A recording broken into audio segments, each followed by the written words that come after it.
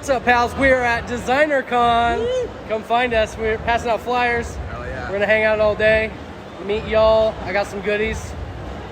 Say hi. Come say hi. Hi, Cole. Hi, pal. Hey, pal. Thank you for being a pal.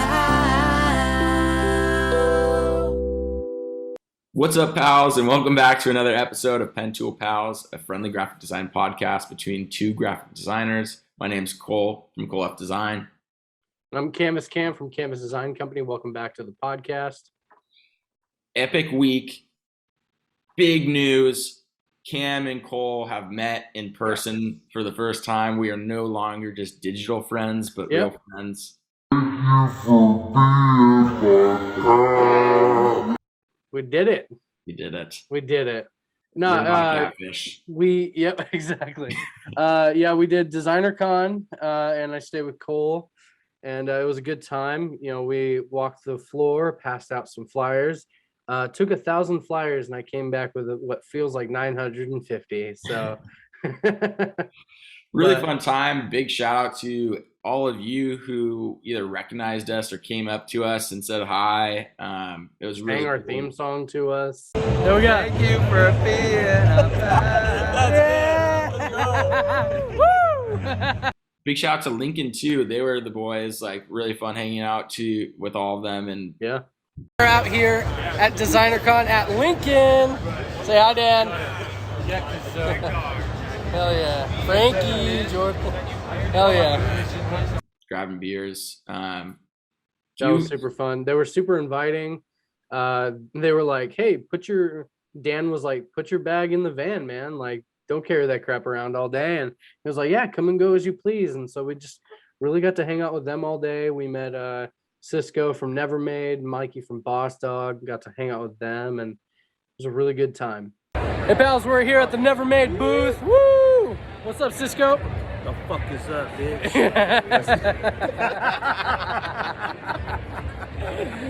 Big shout outs to a few of you who came up and said hi. Brad Stone King, Isaac Designs, Infamous Design Co., K-Art Studio, David Lee Angstead, and the Baker Design Co. Yeah, we were super stoked to meet all you guys last Saturday. It was a lot of fun. I think there's more of you too. So if there is, we remember you. We love Yes. you. Thanks for being a pal. Yeah, thank you for being a pal. Yeah. Yeah, man. No, it was a really cool event. Getting to hang out with you, going and having dinner and beers with Lincoln boys. Yeah, it was super fun. Yeah. We are now inspired and maybe trying to figure out how we can put something together in the future or Yep.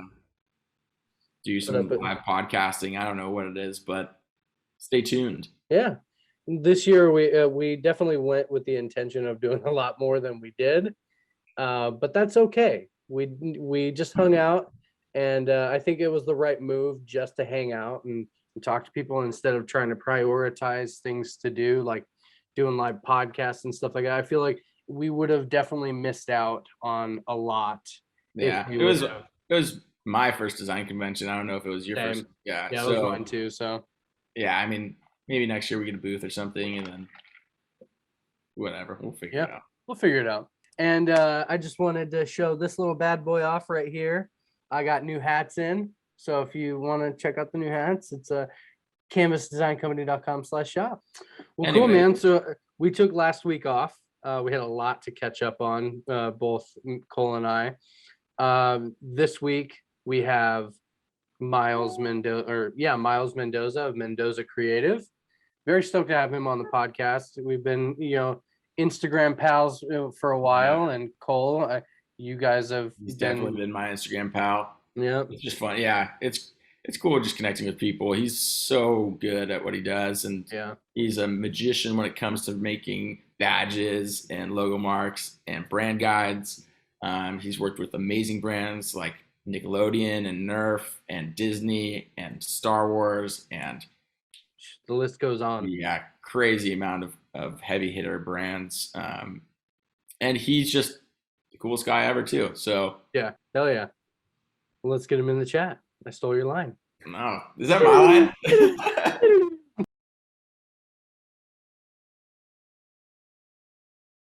Good morning. Morning. Oh, dang. What's up, Mando? What's up, Mando? Where's Grogu at? He's, I gave him to Luke. It's not my problem anymore. There you go. Is that Myles Mendoza? Oh my. You're never gonna be able to go back. Now, How have I never put that together before? damn. What's up, man? How you doing this morning? Good. How you guys doing? Good. Good, We man. we are recording right off the bat, just so you know, so you're prepared. Yeah. Well, I'm glad we got that segment on it. I'm drinking coffee out of my Star Wars Solo chewy cup. Dude, that's a massive cup. It is a massive cup because I I drink got my a lot coffee of coffee. too. Cheers. Hell yeah. I drink a lot of coffee, so I need something. I've gotten used to telling my coffee shop just the largest cup, just no ice. I'm gonna put the rest of it into a bigger cup. Oh, that's smart. Oh wow. Yeah. Maximizing. You're not getting taken advantage of by Starbucks. They put so much ice in a coffee cup that They it's like do. you're not getting much coffee. So I have a No. loophole. Yeah. That's a Now good when I'm one. on the road, obviously I don't do that, but when Yeah. I'm at home, I just fucking nice. Dude, I found out too, like if you ever order iced tea from there, they dilute it with water too. Like if you order a venti iced tea, you gotta Yeah. ask for no water, so that's just straight tea. Yeah, it's bullshit. Yeah, I I like your invisible creature hat. Big Thank you. players. Yeah, they're one of my faves. Dude, they're awesome. Yeah, those dudes are so great. I was catching up on some of the episodes that I hadn't got to yet, and I think Kyle was talking about it from Wild Giant, and Mhm. just the difference of quality those guys bring, and it's just so insane. Like, Yeah. It's funny. Like I would never. They're obviously their whole style is totally different from somebody else's, but it's not a style I would ever want to mimic because they obviously have that so tailored to them. For sure. But it's just seeing what they do with it is just so dope. Anyway, hey And, man, how you doing?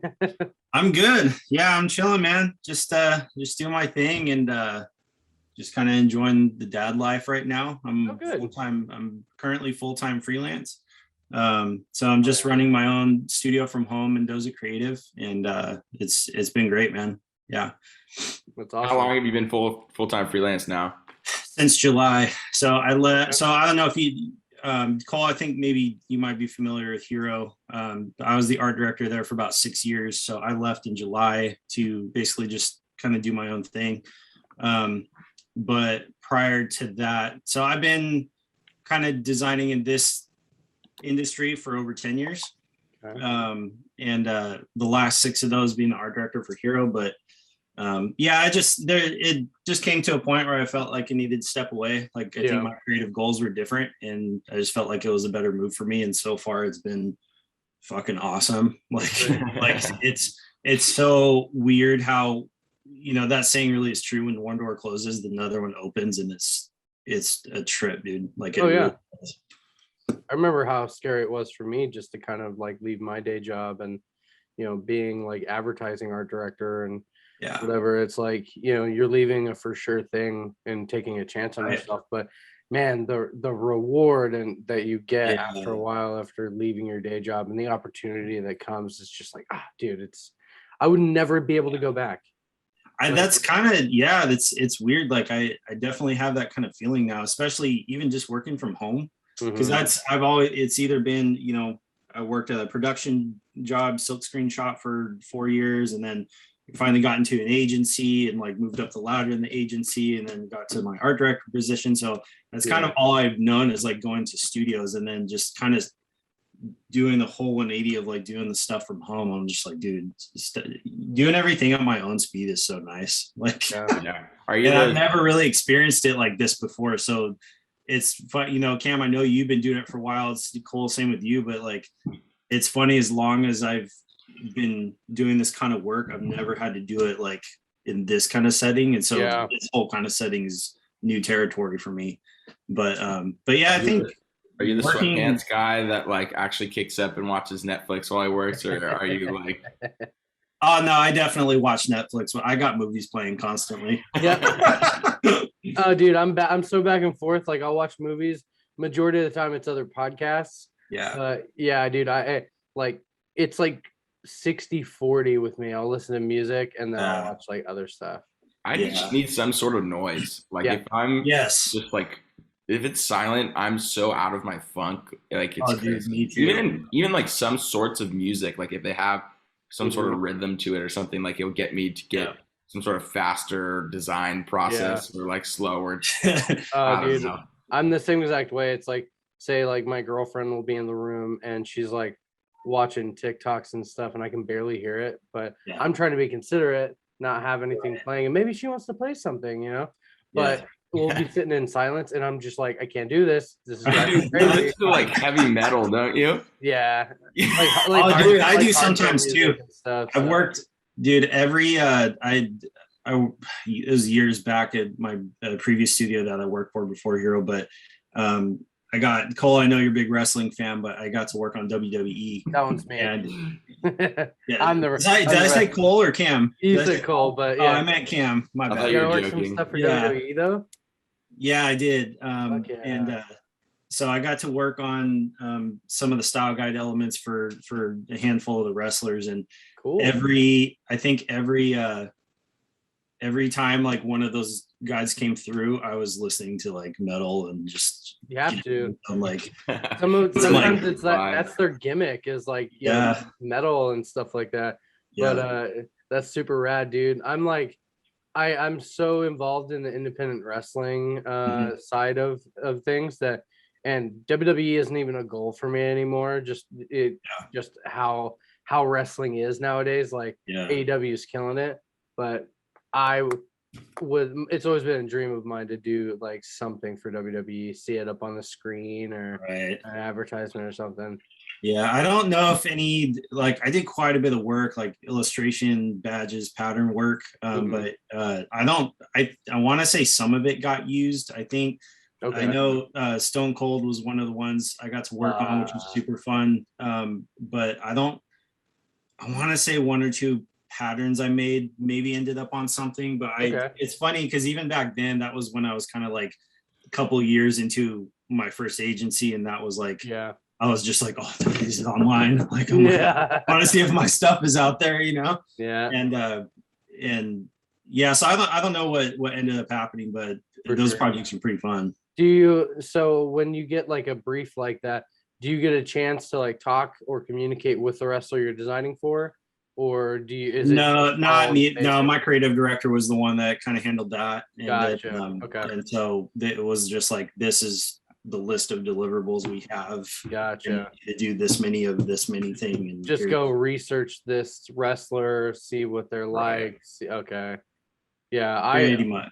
I would definitely need to like talk to the person, but that's give because me their number. I need to. Yeah.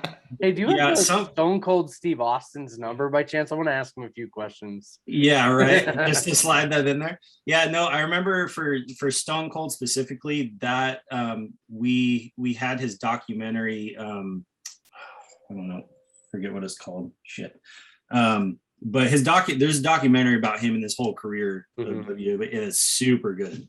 Dude, so I had that on while I was working. Oh, and just like little quotes that you pull, like he said something, and then you see like reference. I'm like, oh, freeze frame that jump that he's doing, and I'm gonna like clip that and like do a silhouette of him like jumping. That's the right way to go about it. It is the right way. Go deep and not finding like that random Google picture that is viral and everyone knows about it, right? And then that way you can get your own angle and still get the proportions right, but have it be like unique to your own art. Yeah, that's the biggest thing about wrestling merch that I've noticed is it's like the same stuff. It's the same photos used over and over. And I think that goes with like any industry, even like bands. Like you'll see like mainstream bands and you'll see the same photo just rotated. Like how many Slipknot shirts have you seen with the same lineup of the dudes? Yeah, it's like I really admire the fact that you went and did your research and you were like, freeze frame, I'm taking that. That's really cool, dude. Yeah, that's notes for pals watching this. That's pro tips. Another project I did that with, which I guess later in the podcast we'll get into looking at some of the work, but I worked on Carmen Sandiego, which is Nice. I worked on the rebrand for that. I don't know if you guys have seen that, but it's on Netflix, which is cool. But I haven't seen the show, but I've seen your art. Yeah. I've seen your okay, art about cool. it. Yeah. Right, okay, sweet. Yeah, one of my nicknames growing up with some friends of mine was Carmen Sandiego because I had long curly hair. Yeah. And You wear red hats? You wear red fedora? yeah, and a big old dress too. Yeah. Didn't she wear like a blue jumpsuit or some shit? It was like a red, well, maybe underneath, I think, but it was like a red trench coat that she wore. But oh yeah, right. When they talked about bringing that back, we were able to jump on that project, and that was one of the things they sent us. We had signed an NDA, and it was like they had the first 2 seasons already animated, but they weren't even finished. Like there were some frames where you see like a square where like a character was going to be. Yeah. There's like a train moving and it's just this square. And I'm like, oh, that's supposed to be somebody there, Yeah. And so they sent us the first 2 seasons. This was like maybe a year before it came to Netflix. And so it was like, we had to really keep it tight. But the cool thing was I'd say it was probably 90% done. And so as I was watching it, I was doing freeze frames of Carmen, like when she would do a jump or she would do like an action pose. And a lot of the badge work that I have for that project is from that, is cool. Just kind of illustrating over those different poses. It's fun for me too to know that you were for sure at HRO or a hero, and because I've always looked at their stuff and I'm like, that just looks exactly like Myles. Like I'm so confused right now, and then now it just makes all the sense in the world. Yeah, it's without getting too deep into that, I was actually not. I was instructed not to post that stuff on my Instagram for the last like 4 years. Wow. So which was kind of lame. I thought it was super lame because I'm like, dude, I'm just helping promote our studio. Everybody, it's not like we're a huge studio. Everybody knows. Yeah. The people I know that I work here, except for maybe Cole. So now that I'm no longer there, it's kind of free reign. I'm like, I can finally post a lot of the stuff I wanted to share, because a lot of it, there's still so much that we haven't shared that's been out for a year, and I'm like, dude, nobody has seen this yet. Yeah. And so that was weird for even my agency. Was like, okay, well, mine was really small. We only had 3 people. So I was doing a lot of the legwork on it. There you go. You get it. So even within that, it's like when you leave an agency, who gets the clients? Because you've gained all these relationships and are people that like you talk to, and like as much as you can say like the agency's going to get it, the client's going to be the one at the end of the day saying like who they want to go with and who they want to continue to work for. Right. For sure. But I find also it's me as being a designer and like doing a lot of the bulk of that work, like I'm always curious to know who's behind the mask when it comes to that stuff. Like Pilot Studio, they're in Boston, and they do a ton of work. They design, I think, all the Black Series Star Wars figures packaging. Oh all yeah. the illustration work. And for the longest time, I was like, dude, who's doing all the they've since changed the style, but I was like, dude, who's doing all the illustration stuff on the side of these packages? Because it's so fucking cool. And I finally found out one day is Greg Titus, and I started following him. And dude, he was like posting all kinds of stuff of his process, his sketch work. I'm like, dude, I love finding out that stuff because there's certain aspects you just don't know, because that's how it's presented, is like, you just don't know. Yeah, for sure. But quick time out. I wrote this on my notes. This is literally almost a year late, and this is geared towards Cole. When Cole released his poster, I bought that shit like right away, and I never reposted that I bought it on my Instagram. Oh, what? And this fool gave me literally 1 out of, is that 200? You were number 1. Dude, I am number 1. Oh damn. Dude, you bought that like minutes after it was released. Yeah, and I'm gonna post it now after we do this, but I felt so bad that I've been meaning to like highlight that because I'm like, dude, not one poster that I have in my plethora of posters on my walls, none of them are one, and I was just like, dude, how does that happen? There might be another 1 out of 100, but I don't care. I still have one that says it. There you go. There's not. There's not. Oh, yeah, there's not. It's yours. No, I was so stoked. You're like throughout all of Instagram. This is like where social media gets social. Like I feel like we've always connected. We've always kept in touch. You know what I mean? And then when artists are also like not helping. When artists are, what's the word? Supporting one another. Like supporting, yeah. When other artists support other artists, like it's just the coolest thing. And then the best way to do that is like buying other people's merch and apparel. We've talked about it on the pod tons of times, Cam. And that's why I was like, dude, Myles, number one.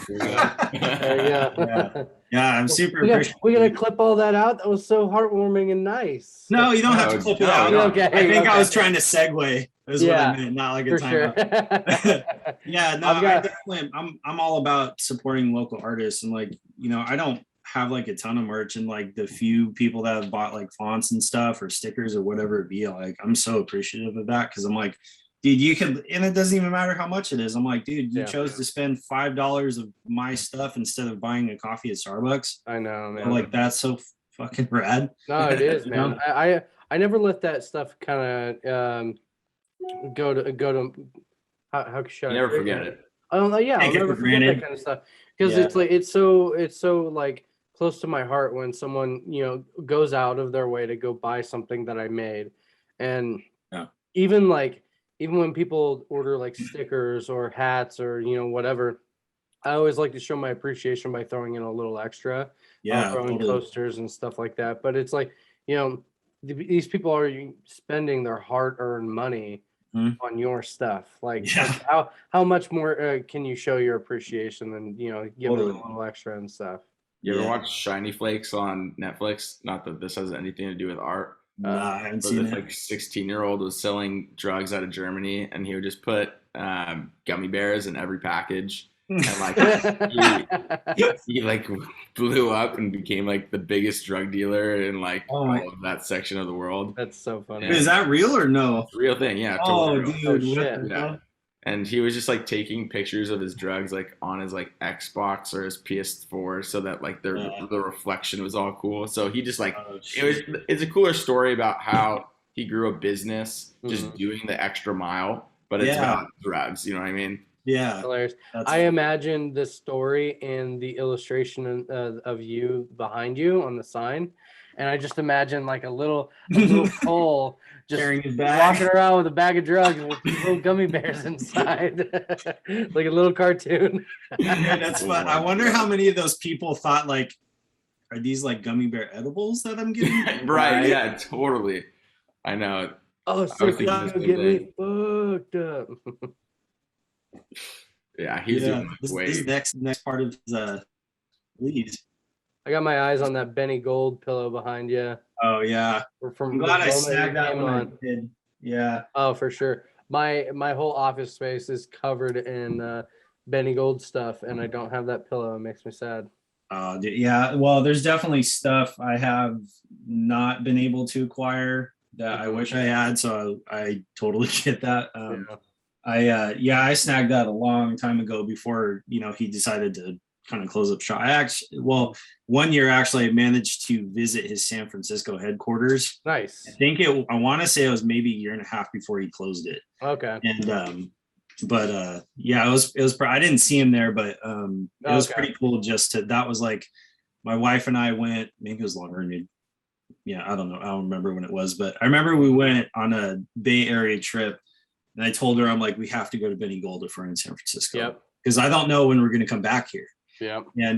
And so we went, and it was, I'll be honest, it was a pain in the ass to get to because I don't know if you've ever driven through San Francisco. Like, fuck that. Yeah, dude. I went to his shop closing party. Oh, did you? Cool. Yeah, it was so fun. I met him earlier in the day. Oh, nice. He told me, he was like, "Yeah, dude, for sure, come back for the party tonight," which I already had planned. I ended up talking to him for like, probably like 15 minutes. He just, because I'm just like roaming around, doing my thing and in the shop, and he comes up to me and he goes like, so how was your day? And I was like, good, man. Like since I left here, I went and got ramen, and then went to a few little bars with my buddy and met up with some other people, and now we're back here. And then he's like, what's your story? I was like, dude, my story is the same as everybody else's. Yeah, you don't want to hear what you've heard my story. Yeah, exactly. Somebody else. but I think that really intrigued him, because he was like, oh, cool, man. He was like really interested. He's a super cool guy. Yeah, he seems super dope. I love, even just at the age that he is, he just still goes and skates every day. Yeah. And just like I totally, even with my older son now, he's 3.5 almost, and he's just getting into skating. Like I take him to my longboard and I like put him on it, and he's learning how to actually push. And I showed him a very brief clip at the beginning of Back to the Future when Marty he's like, oh, I'm late for school, and he puts his backpack on and he skates. And so my son now will, if I watch him just kind of like from a distance, I'll hear him go, he's like, I have to go to school. And he goes, Dad, can you play the song? And then he starts playing like the dun, dun, dun, dun, dun, dun. It's so funny. Yeah. Like he literally has no idea what this movie's about, but he knows that Daddy likes it. So yeah, he wants to do it. Well, damn, you're a good dad. Yeah. If I could say anything more sincere, you got him hooked on that beginning movie, and he's imitating it. Yeah, good dad. Yeah, he it's Back to the Future, Star Wars, Indiana Jones. That all that stuff is. I'm trying to get him on that train early. But cool.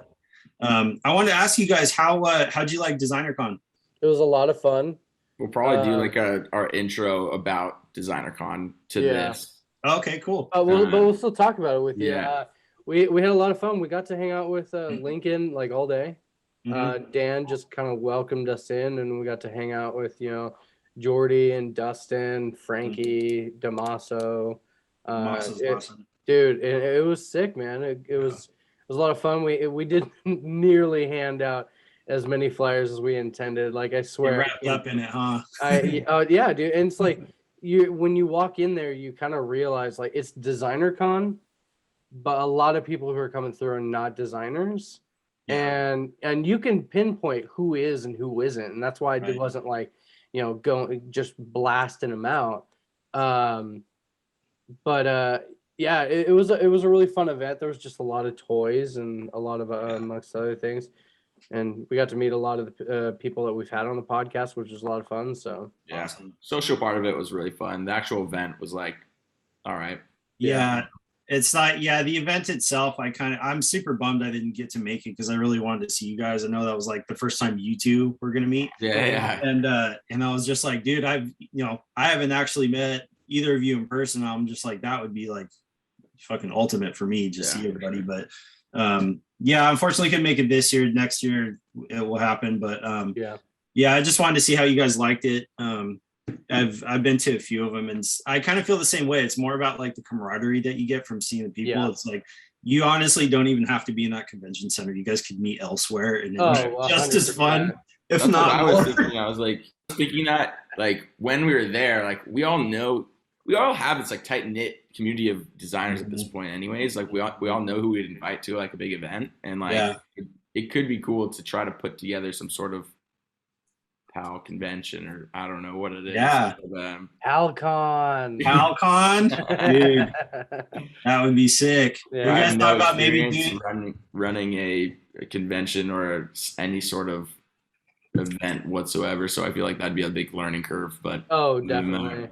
That'd be rad if you guys did like a live podcast from there. And just we had a lot of plans last weekend that because I brought my mics. I was gonna just do like little live podcasts, but we got so wrapped up in the social aspect of it to where it was just like I would for this one especially, I'd much rather hang out with because we met Francisco from Nevermade in person. Yeah, he's so sick. Mikey from Bossdog, and they really just welcomed us like we were like already good friends. Like there wasn't the awkwardness of like, hey man, it's nice to see you in person. It was cool being on your podcast. It was like, Francisco right off the bat was like, homies, what's up, and all that stuff. He's so cool. I Yeah, met him. and Yeah, I feel if we were to have had a plan for the whole day and stuck to it, we wouldn't have had as much fun.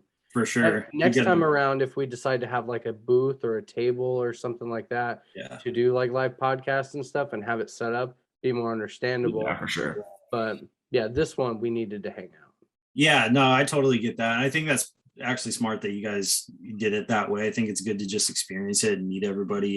Let's talk about your work in specifics. Is there like a perfect client that comes in and you want them to want some sort of thing, like whether it be illustration or badges or like, I don't know, packaging design that's like your typical person, or what is your typical client?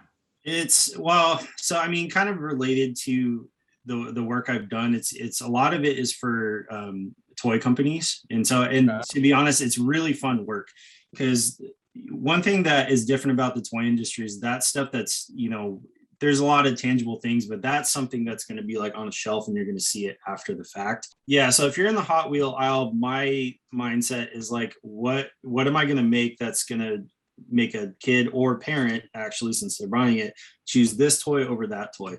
So my ideal client is, somebody that knows they like toys, but doesn't necessarily understand the way it needs to look, because that then gives me the freedom to like, oh, I can really drive this and really steer you in a direction where I feel it needs to be.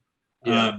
The worst clients to deal with are ones that claim that they know design, and they're just like, yeah, I did some in college, and like, so I'm familiar with it. When that comes through, I'm just like, yeah, I hear you. Because then they start nitpicking. They're like, oh, well, what if we did this? I'm like, I didn't do it like that for a specific reason. And so, but as far as projects, I really enjoy working on style guides. I've done a lot of logos, I've done a lot of badges, I've done a lot of illustration work, but with style guides, you really get to dip your feet into everybody's pool, because you're not just doing the logo, you're doing the logo and you're showing applications on how to use it. Mm-hmm. You're doing an illustration that the logo is, maybe going to sit up in the corner, or you're going to put it on a mock-up, or, you're going to use these badges for packaging, like a call out that's, just kind of gives your eye visual direction. Yeah. So I really like working on everything. And I know that kind of sounds ambiguous, but it's that's the fun part of it, because if, say for like a logo, that's one of those things where you design it, it's done, you hand it off, and hopefully the client doesn't totally massacre it. Yeah. Right. But so often. Yeah, it happens more often than not. But with a style guide, if you're able to show them, no, this is where this thing needs to live, and look how it looks with the colors, the correct sizing when you don't stretch it, because then it's harder for them to argue, their input of just like, well, I think it should. It's like, okay, well, look how well it looks on all this. Look at what I created for you. Yeah. Look at it. Yeah. Seriously. Yeah. So yeah, style guide projects is definitely my ideal kind of project, because it's doing the packaging, it's doing the illustrations, and doing the conceptual part of that is so fun too, because that's where you really get to stretch your wings and figure out what this is going to be. The hard thing about that though is like, and I'll kind of tailor this to package design. Like I just posted, I think, some Ninja Turtle stuff I worked on a few years back. When I start a project like that, doing a blister pack for an action figure, I usually sketch a rectangle and I start making cuts out of it. And I figure out, what's the die line going to look like? What's the blister going to look like? And that is kind of how it morphs into becoming like eventually final art. And sometimes I presented sketches to clients. Sometimes they can visualize it, sometimes they can't. So that's kind of a tough balance I've run into before, where it's like, if you know that they're cool enough to look at your sketches and be like, oh yeah, that'll work, take it to final, But then sometimes you present sketches like, what do I do with this? And I'm just like, oh fuck, I probably just wasted a whole round of something that could have been really dope. Yeah. Because you didn't see past it, Dude, I just ran into that last weekend. I sent off a concept in pink, and they're like, I don't know if I like the pink. I'm just like, please look past it. Oh, Clearly, yeah. I've seen all the other work that I've done that led you to come to me in the first place. Right. Yeah. Like, what do you mean you don't like the pink? You know, it's not gonna Have you be seen any of my other artwork that's pink? Yeah. No, I get it. Color is an easy thing to get caught up in. That's why Yeah. most of the time I'm presenting in black and white. Uh, And it's funny because they're like, could we add some color to it? I'm like, not yet. yeah. Do you like the structure? Do you like the shape? Yeah. Do you think it works? Yeah, but could we get some color? I'm like, not yet. Especially for your toy or the toy kind of like category logos, like you're pulling out every trick in the bag of like gradients and bevels and Yeah. and shadowing Yeah, and, no and shit. patterns, like all in this logo, right? So if the structure is good, then you're gonna go whip out like all the special things about what Right. makes this thing pop. But Yeah. like, Or they but just if you go all the way down the road and they didn't like the structure of the logo, then it's just like they could have known that in phase one. Yeah, and I've done it that way before where it's like present 5-6 concepts, all full color art. And I'm just like, oh God, I really hope you like one of these. Yeah, you know? seriously. And it's I've done- happened where they like none. They're just like, yeah, none of these work. And I'm like, just head Yeah. down into my keyboard. That's actually a That's- great question. That's why I Um, stopped doing that though. Like, go on. No, that's a great question because I was just looking at someone else's story the other day, and they were asking like the community how many options they show like per brief or per client, and some were just saying one. Like I show one final, like they don't get a choice. They come to me for this, and I give it to them. Some say 3, some say 6. Like Yeah. you know, it was super Yeah. all over the place. But what about you? What's your thing? So I used to very much believe, and I think this is because I was, working for an agency for a while where we show a lot of options, but that's easier when you obviously have more designs or more designers, I should say. Team. But operating as a single person, I used to think like I'm going to show like 5 or 6 concepts, but those were like before I started showing sketches. And so that's like 5 or 6 final concepts. And it got to a point where I'm like, dude, this is so much fucking work. Like because at that point, in my head, I'm like, I have to feel confident that every one of these could be it. Do I really feel like that? No. I'm like, one of these I like way more than the other. Yeah. And there's that whole thing of like, oh, sometimes you got to throw the shitty one in so that they have to pick the good one. Well, guess what? Sometimes they pick the shitty one, and then you're just like, wow, I really didn't think you were going to do that, but here we are.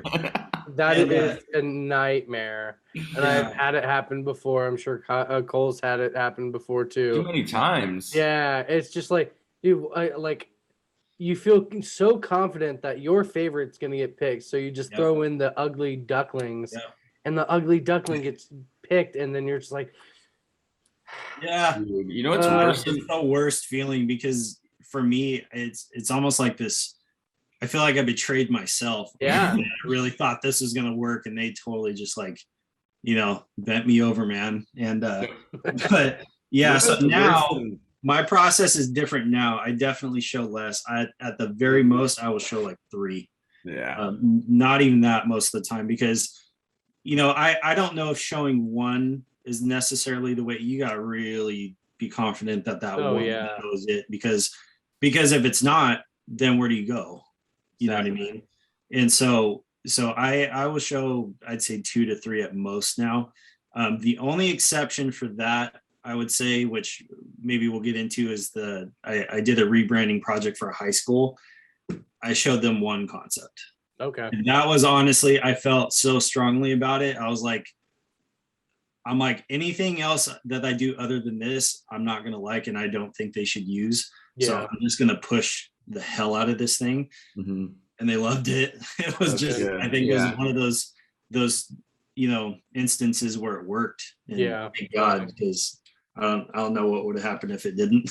Yeah. I think the worst thing too, which I've come into encounter with like too many times, is where they pick the bad one and then they ask you if you liked the logo, and then you go, I really felt strongly about this one, and this is why, and then they go, okay, well, how do we combine the 2? You and don't. then I'm just like, No, you don't. What I just did was I just steered them away from like picking a final, and then having to mush two concepts that don't work together into a monster child of a logo. Yeah. Here's your solution, boys. I loved it. I loved it so much. Exactly. Yeah, I think just from doing this for a long time, and just the amount of different brands and properties I've been fortunate enough to work with, when a client says like, I have the confidence now to say, if a client's like, can we marry the two? I say, no, like this works this way for a specific reason. Yep. And I can tell you without showing you that it's not going to work, and if there's been a couple times where people are like, well, I really want it this way. I'm like, then I'm sorry, I don't think this is a good fit. And it's surprising when you throw that out there that they're kind of back on board, because they're like, wait, you don't want to work with me now? And I'm just like, well, you feel very strongly about this and you came to me to help, and this is what I feel is going to be the best option. Yeah. And so, I think just having that confidence, you really got to push it forward. And just, I think that's one thing I struggled with for a long time, especially freelance stuff, was like letting the client dictate what happens. And I'm like, no, I'm like, I'm a professional. I need to act like it. And I kind of channel. I don't know if you guys have listened to Chris Do, like The Future, all that stuff. Yeah. Dude, I channeled that big time when I started getting these bigger projects, because I'm, yeah, and it truly helped. It helped me get bigger projects with bigger budgets. Yeah, budgets that I'd never even thought I would get. Dude, same. The biggest thing I think I took away from him was, one, like knowing your ceiling and like breaking through the ceiling and whatnot, but also just kind of like asking them, okay, so here's my pricing from A to B. Are you prepared to spend that much on this project? I think that's the biggest mind like melding question for them, towards like, all right, now it's not, okay, I'm only going to spend this much, or maybe he's too expensive. Is like, now the question is thrown back on them, to where it's like, do I care about this project enough to spend the money that he's charging? And I felt like asking that question that Chris Do really said to start asking, that's when, things started to change for me. And that's when I really started to dive into, okay, strategy. How can I communicate well enough to where it's like, these people know I'm not kind of fucking around. Right. Yeah. No, it's definitely changed my outset too. And it's, or my outlook, and it's been a better experience for me for sure. But I think we kind of got off on a different tangent there. What happens? That's what happens on Pentool Pals. Dude, I love it. There's no script to this. Yeah. We can use this area to roll into some of your portfolio work and talk about some of your past works or future works or whatever you want. Cool. Do you want to start with the one in particular?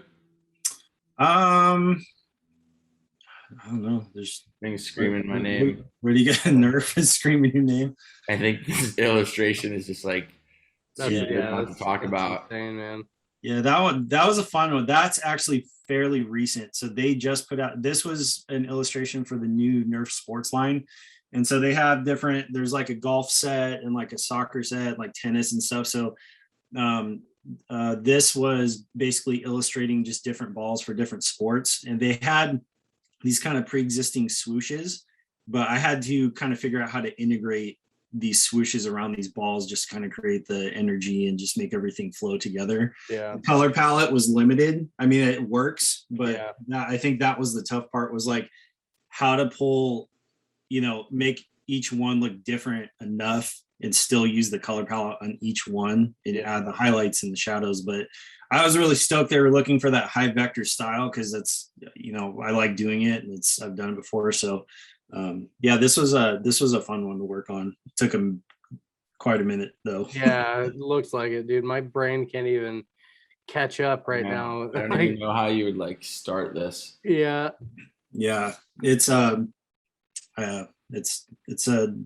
It was a little bit of a challenge, but did you get carpal tunnel from this? There's definitely some times when I have to like get up and walk away, because I'm just like, fuck, man. Oh, dude, I have a little I have a little like massage gun, and I'll just go to town. I'll be like, right on my forearms, I dude. might have to try it. Maybe just on my desk, just kind of, Yeah. Yeah. I So feel these like are, your style pops out to me with like all the nice little tricks of the gradients and like these like nice background textures and your badge work. Like I think it comes together perfectly in the Nerf brand. yeah, I've been fortunate enough to work with Nerf for quite a while, and they the fun thing about them is I working on their projects, you kind of know what to expect, but they always want to elevate it and change it a little bit. So it's like, okay, the color palettes, the action they're looking for, but how can we take it to like the next level, basically? So these are concepts for the actual branding of the Nerf sports line, which unfortunately none of these got used. But I posted it anyway because it was super fun to work on. Like I really enjoyed working on the badges and the type, and so. I mean, yeah, these are perfect mock-ups, and I'm sure they have plenty of like I would know what to choose from. They're all great. Yeah. I guess that's the good problem I try to give. Well, hey, you can use it for your portfolio, and you got paid for it, so it's a win-win. For sure. There you go. Yeah, and at least there's like, when you give them when you give them like bad options and they choose the bad options, that's one thing. But then if you have like different options that are all great but just portray a different brand message, then that gives them something that'll be like, oh, do I want to go towards more of this like rustic like kind of torn up a little bit. Thing.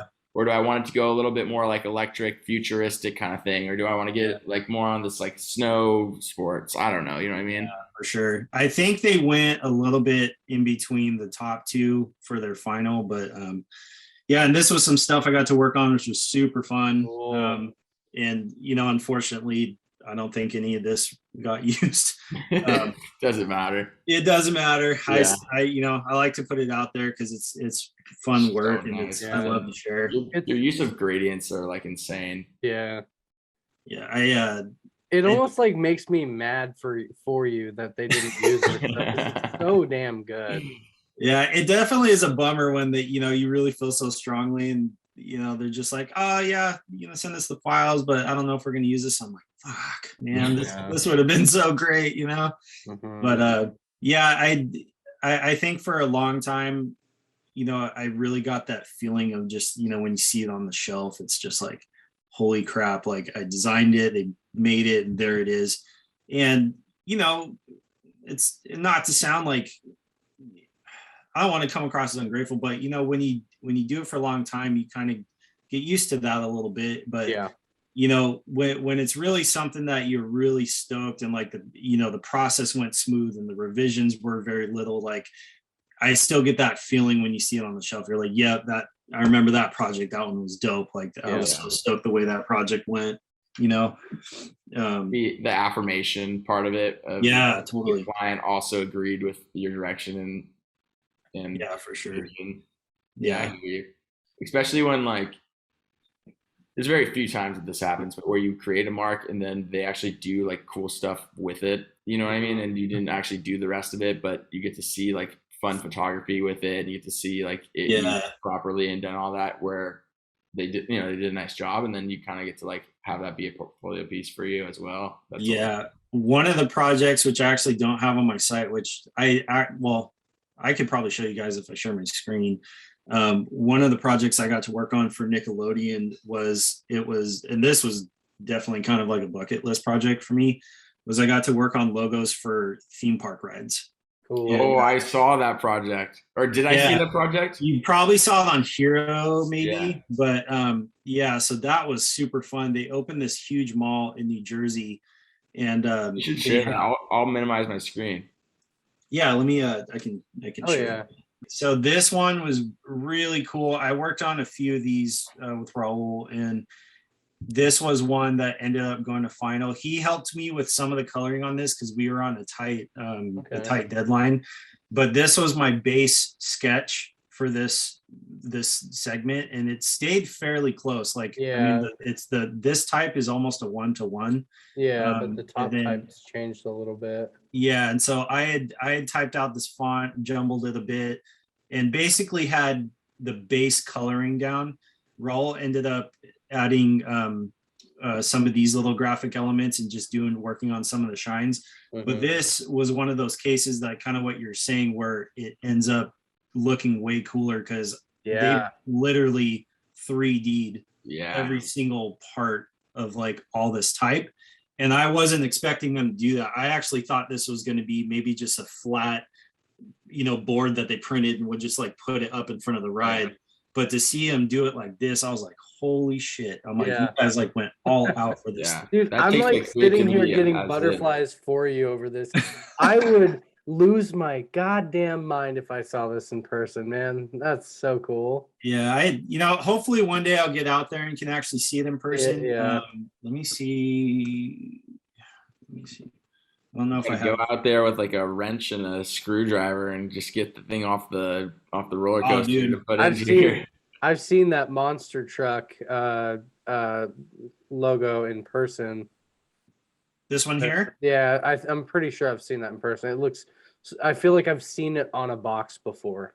It might have been a different version that was not for me. Probably similar colors, but yeah. Gotcha. I know Hot Wheels kind of changed their what this ended up being, but this is one of the comps that I presented to them.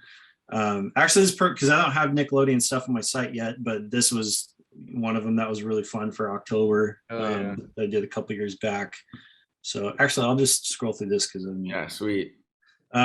So you guys are actually getting a sneak peek right now. I don't know how long I should show this for, but these are a couple new fonts. These are a couple new fonts that are going to be dropping very, very soon. Oh yeah, All right. Pentool Pals Yeah. exclusive. Yeah, exclusive. There's a Pentool Pals exclusive. Oh, you need to put a little badge up there. So this is just kind of some stuff I've thrown together, just kind of showcasing different aspects of stuff that I've worked on. And let me go back up. These are just some product stuff. Some of this I don't actually have on my site, so I'm glad I can show you guys this. Hell yeah. One of them, which was really dope, actually, that really holds a special place in my heart, was this helmet right here. This Poe Dameron helmet. That I got to work on with HJC, and this was another case of pitching to a client to make stuff happen. And it was, because I've said it before. I think I said on my Insta the other day with I posted the coffee project, which was totally just for fun. Absolutely, that project was 100% passion project. And so when I worked with HJC, they got the license for Star Wars and wanted to make Star Wars themed motorcycle helmets. Nice. And so I got to work on Boba Fett's first, which was gnarly. But I'm stoked it came out the way it did. But this Poe Dameron one actually wasn't on their list. This was something I pitched them. I said, you guys have a round, like kind of old school looking helmet, and they already had, I think, a Luke Skywalker version of it. I'm like, for the new movies, you guys got to do Poe's helmet because he's one of the main characters. It would be literally a perfect shape for it. You already have the amber visor. And so I pitched it. They're like, thanks, but I don't know, maybe we'll sit on it. A year went by. They came back and they were like, hey, do you think you could work on like a Poe Dameron helmet for this new line? And I'm like, yeah. I'm like digging through my pocket. Yeah. Here you go. And like added a couple new scratches and stuff. And then they're like, yeah, this looks great. You're like, money, please. Yeah. Fast forward to that next summer, they unveiled it in a glass case at Comic-Con. Oh yeah. Which was insane. Yeah. And then I finally got my hands on one. Fuck yes. Yeah. So I'm like, this holds like a very special place. That's in my a labor heart. of love, dude. It really was. I was really stoked on how everything turned out. The fact that like I wasn't there like as they unveiled it, but like I saw people crowding around it when I got to that area. Yeah. And I was just like, damn, this is kind of a rare moment. I got to soak this one in a little bit, you know. You shed a little gangster tear for a I second. really did. I wept a little bit. I was like, man, it's all downhill from here. But yeah, and then just some more illustration work that I've done that has been super fun. I used to joke about working on Barbie and Hot Wheels in the same day because it's definitely happened. I was telling my wife, actually, I worked on a style. I don't know if I'll ever be able to show, but I worked on some style guide work for Hustler. Nice. And it was, I remember working on it. There wasn't anything super vulgar, but it was just, you know, it was a lot of like, you know, nearly naked people. Mhm. And I remember working on that and telling Raul, I'm like, dude, because I got, you know, this girl's like just ass on my screen and I have to clip her out to move into another picture. Yeah. And I'm like, dude, if anybody walked in right now and just saw my screen, it would look real suspect. Oh, for sure, dude. I had to work on I got to do the shirt for this chick's OnlyFans like page and stuff like that. Oh man. And she was selling merch and I had to like illustrate her boobs. I had to tell my girlfriend like, hey, just so you know, I'm taking on a job for this OnlyFans girl and she wants me to illustrate her boobs. And she was like, all right, it's for work. So all this stuff. And then she ended up helping me illustrate like the right features and stuff like that. So it was a win-win. But I was like, man, if I didn't say shit to my girlfriend or anybody else, they'd be like, what are you doing? That's hilarious. Yeah. Just some more packaging. Or this is from just kind of a personal guide I put together for myself. Cool. But yeah, and then just some more There you style go. Go to guide. the badges page. Don't skip over it. Oh, the logo page. Yeah. Yeah, this is Even when you see your work that usually is full color, full gradient, full everything, and then seeing it like, you know, simplified into the one color, it still holds everything and more. Yeah. Well, I appreciate that. It's definitely tougher to do it that way, but I think for this page, I wanted to focus more on like how everything, just the construction of everything and you know, the aesthetic instead of the color. Because everything on here was just so, you know, this was super bright orange, this was a bright yellow, this was white and red, this was red. And I'm like, dude, your eye doesn't know where to go. Yeah. Right. And so I'm like, at least with this, everything's on the same plane and you can just kind of go from one to the other and just See it from what it is. Yeah. For sure. I I love like the I love Carmen your San Yeti guy Diego. too. Which one? I love the Yeti guy. I think that you're starting to use it for your own personal. Yeah, it's dope. Yeah, so that actually came from a personal project I had started, which I ended up kind of scrapping because it just got to be too much for, you know, one person to handle. And but I had started my own little merch business called Goliath, and so this is actually an icon of a Wampa, being that I'm a huge Star Wars fan. And so I came up with this whole backstory of this Wampa that escaped Hoth and made his way to SoCal. And, Cool. you know, now he's like, you know, just doing his thing out here. And it was really fun for a while, but that was the first time I really had just done my own online shop all by myself. Like I'm doing the illustrations, I'm ordering the merch, I'm, you know, doing inventory. And I was just like, fuck, dude, this is a lot for one person. And it's tough. It is a lot of work, man. I was doing that with Canvas for a long time and then trying to shuffle design work on top of all that, dude, it gets overwhelming. Yeah. So, you know, people that can make that work, props. At a certain point, I'm like, you know, do I switch my account to Goliath or do I do it at the time it was my Lido? And I'm like, I got to pick one or the other. I can't do both, you know? Yeah. And so, you know, I ended up switching to Mendoza Creative just because I felt like my Lido, I'm like, a lot of people don't really know me as that. That's part of my Gmail account. And so I went with that just because you know, it just sounds a little more professional. It's not meant to be like a gimmick or anything because I didn't want to necessarily, I guess with my name, pinpoint what exactly it was going to be so that you know what to expect every time. Yeah. Because I feel like, you know, throughout my career so far, I've been fortunate enough to work on so many different things. Yeah. That, you know, when you go to my site, like, I don't really want you to focus on like my personal brand as much as just this is stuff I enjoy doing, you know? Yeah. But I am trying to do a little more with the personal branding stuff. I definitely want to get back into pins and maybe doing some sticker packs, but But yeah, it's fun. All of it's fun. I just, I'm a sucker for anything design related. Same, man. Yeah, and it shows in like your knowledge of Disney or Marvel or Star Wars, then it rolls into your passion projects and clients that you actually get to work for too. So it's amazing. Yeah, totally. So I remember earlier we were talking about, putting on movies and like listening to music while you work, which is something I always do. So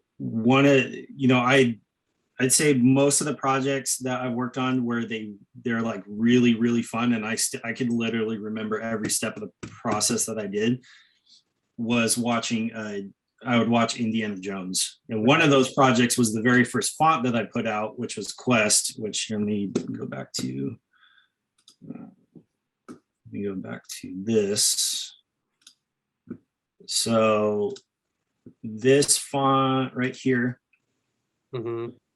the entire time that I worked on this, I had Indiana Jones on repeat. I went through all 4 of the movies because this was when we were really thick in the pandemic. And I'm like, dude, I'm a huge Disney fan, and me and my wife and my kids, like, we like to take them, but it was locked down for over a year. Yeah. And I'm like, dude, I got to do something to get the creative juices flowing. And I'm like, I've worked on type so much for so many years. I've never made my own font. I want to try. And so I started diving in. I sketched out an alphabet in the night. And then the next day started getting to vectoring it. And this is what ended up becoming my first font. Hell yeah, dude. So I really went after the whole Jungle Cruise aesthetic. Yep, I see it.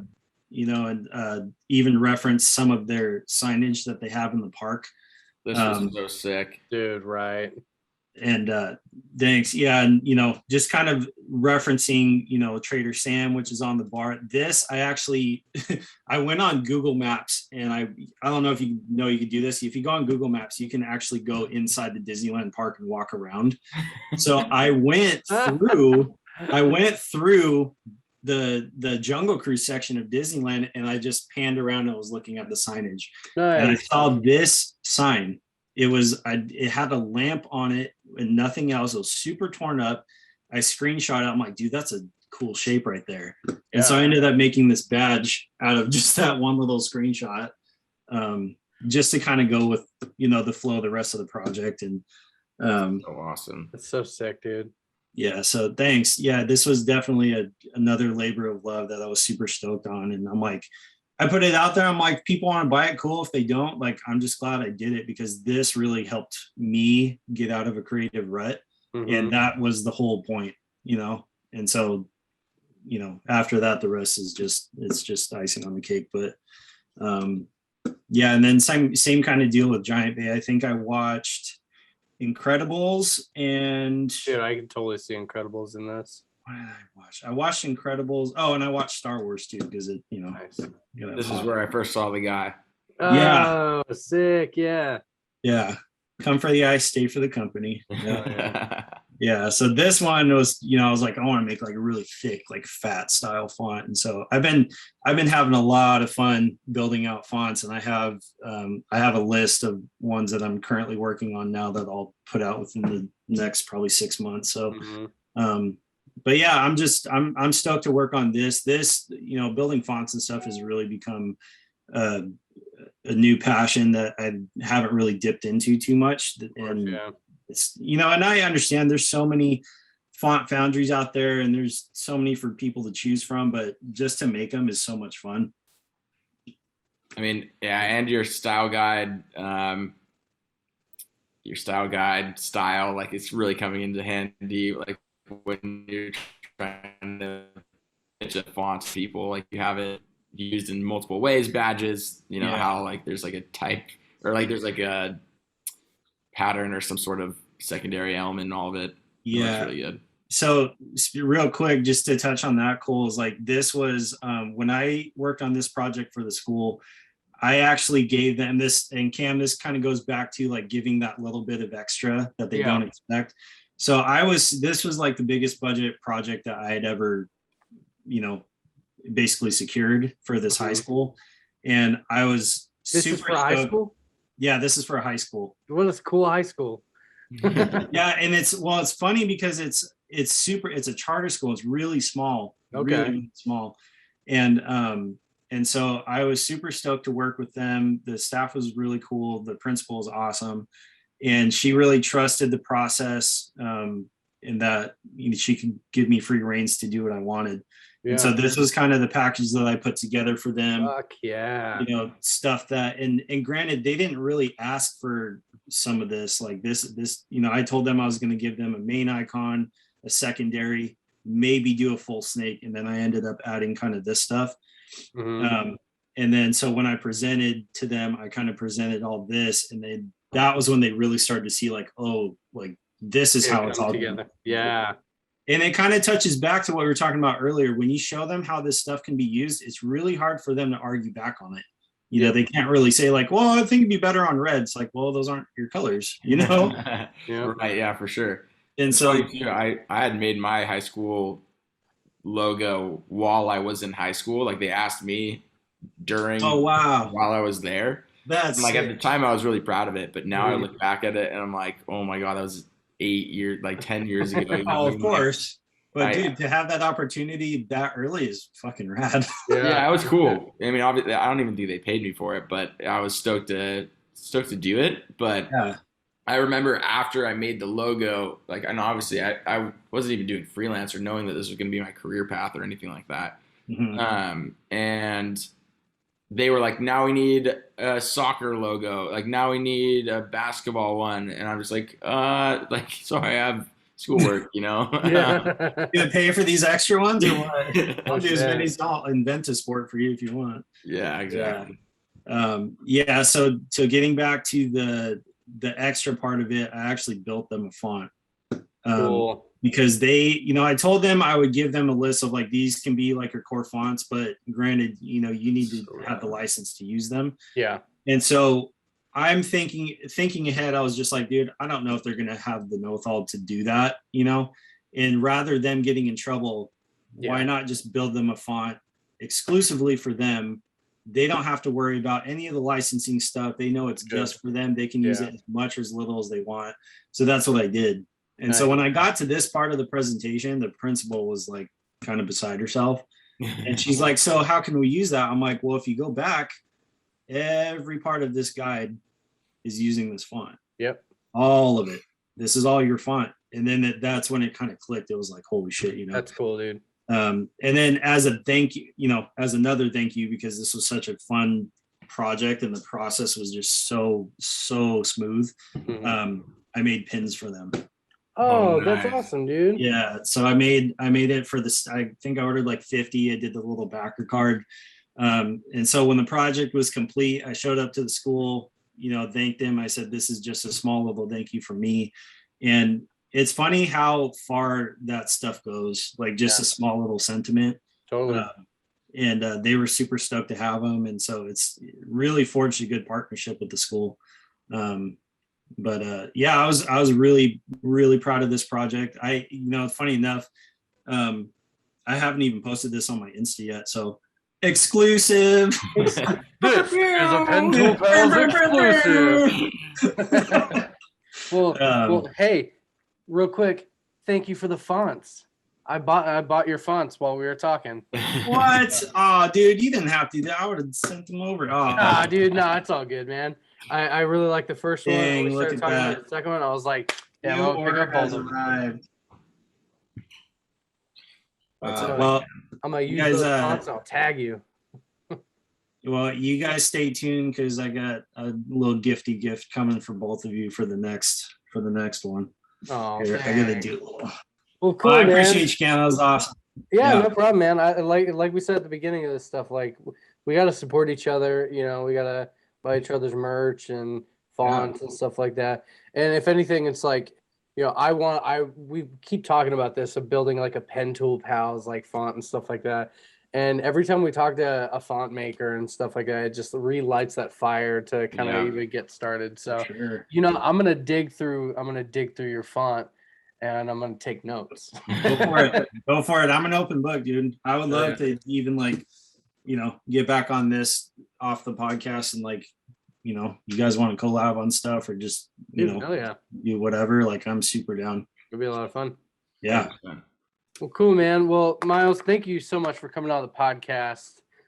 It was a lot of fun with, you know, getting to talk to you in person and getting to dive through all of your work has been, you know, really cool and really inspiring, man. So there's a lot of work that you've done that even I didn't know to the lengths that you've worked. So I'm really glad we got to like dive in and all that. For sure, I man. saw the Ninja Turtles graphic and the Nerf graphic I saw on your Instagram. But there's so much more that I didn't know you worked with. So yeah, there's a ton. There's you know, one thing I started a couple weeks ago is like I have a whole list of like Insta posts that I have like pretty much ready to go that I'm laying out. Because again, it's stuff that I wanted to share that I kind of couldn't before. And so yeah, there's a lot of work I'm like really excited to post that I really got to dive deep on. So but I'm stoked that you guys like it. You know, I'm super appreciative, and you know, yeah, I just appreciate you guys for having me on. Super stoked to be on here. I'm like, dude, I can't believe I'm on after all these people. That's crazy. Everyone you've had on your show. But yeah, I'm stoked to finally talk to you guys. Hopefully it won't be too long before we can all get together in person, you know? Yeah, dude. Yeah, We've been 100%. kind of talking about like a Pentool Pals retreat since the first episode. So who knows, that may happen someday soon. Yeah, dude. That Keep me really posted. covered. For sure. Well, if you haven't already followed Myles' work and you want to see all these new posts that he's talking about, there's only one way to do it. You got to go follow him. So, Yep. Myles, you want to tell everyone where they can find you? Yeah, so Instagram is at Mendoza Creative. Website is mylesmendoza.com, and that's Myles with a Y. Nice. Myles Mendoza. Yeah. Mendoza, dude. I got to do something with that. I got to make a badge or something now because I don't know how I never put that together. Well, Myles, you're the man, dude, and we definitely got to link up in person. Sure. And thanks for being a pal, man. Thank you for being Yeah. a pal, Myles. Appreciate you guys. We'll talk soon. See All ya. right, cool. Late.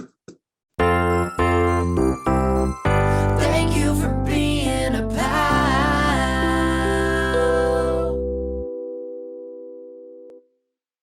Hey pals, thank you for watching another episode of Pentool Pals. If you have the time, which I know you do because you're just sitting at your desk designing stuff, click like and subscribe and check us out on all the other platforms, and you know, watch some other videos popping up my both of my shoulders right here. Just do that, or you know, you're really gonna hurt my feelings, and you know, my feelings are fragile, so thank you.